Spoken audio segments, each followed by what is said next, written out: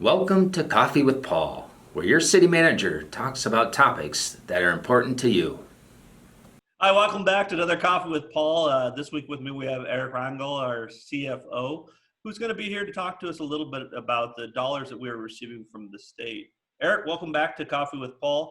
If you could talk a little bit about those dollars that were committed to the City of Brookings, how much was it, and what you know so far of the process? Sure, and I'll give you a little bit of a background. Okay, where do these funds come from? And it comes from the CARES Act, from the federal funds. So South Dakota as a state got around $1.25 billion available, and this is managed by the state following the federal guidelines. So of that, $200 million were allocated to local governments, which includes the county and city governments. Of these funds, the state, based in population, allocated 5.5 million available to the City of Brookings. This also includes BMU and the hospital. They are eligible for these funds. However, this does not mean that we're receiving the full $5.5 million. So there are a lot of guidelines which we can go into more detail later. But that just says that's what we're eligible to get. But then we just have to get reimbursed, and there's a lot of detail that we need to provide to actually get refunded for that amount. So far, we're projecting that we will be receiving from anywhere from $3.5 to $3.9 million, and that will be shared with BMU and the hospital as well. So, Erick, you said we were allocated right around 5.5 million. We're only going to get about 3.5 to 3.9 million. What happens to the rest of the money? So I think they would go back to the state, and then the state will do, I guess, based on the federal criteria. I don't know if they're going to give them back to the federal government, or if they're going to reuse it for other entities in the state. Wonderful. Now, Erick, I know monthly or quarterly you give your CFO report. That's available on our website. I'm sure our marketing folks will put that link on this video for anyone interested in seeing them. I know you've given updates on what we spent some of those dollars for, but for those people that are viewing, can you tell us what we have been awarded those dollars for? Oh, sure, Paul. And the bulk of it is our first responders' salaries and payroll expenses. That we're expecting to receive about $3 million, and this includes our police department, our fire department, and the E911 water dispatching system.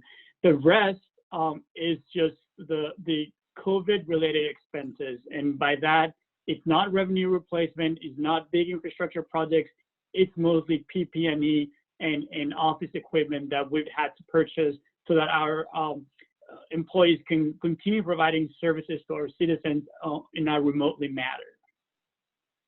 Thank you. Well, once again, we greatly appreciate these funds from the federal government coming down from the state government, being allocated to municipalities so we can provide these services. We're all seeing shortcomings when it comes to our revenue sources. Erick, can you talk a little bit about what the difference is between the funds we're receiving and the HHS funding that maybe our partner hospital are receiving? Sure, there are two different streams. The HHS funding, it comes from the Health and Human Services Department, and it's managed by them. Our hospital was eligible for a certain amount to be refunded on that. The way we are looking at this, the city, it's a different source of funding, and the rules are different. So even though the hospital is eligible within the parameters that the state has established for the city, they need to make sure they're not double dipping. So far, they've been able to get refunded around $100,000, which is around 4% of our total refund. So to answer your question, different source of funds, but at the same time, you cannot double dip, and we're being very careful on that. So, Erick, you talked earlier about the requirements to attain some of these funding. We're looking at giving back anywhere from $1 to $2 million back to the state. Has there been efforts to utilize some of these funds for maybe small business loans, non-for-profit funding? What has been requested and what has been funded? I know we recently gave to the chamber roughly about $23,000, $24,000 to help out with a local gift card program. Was that part of these funds as well? No, it cannot be. So the state has been very clear that these funds are, number one, they're not meant for revenue replacement, they're not for outside agencies, and they're not for long-term infrastructure projects. So the funds that the city provided for the small business program, it comes from the 3B funds, which is tax revenue that the city receives. We cannot use any of the CARES Act funds to reimburse for any small businesses programs or any agencies or nonprofit entities.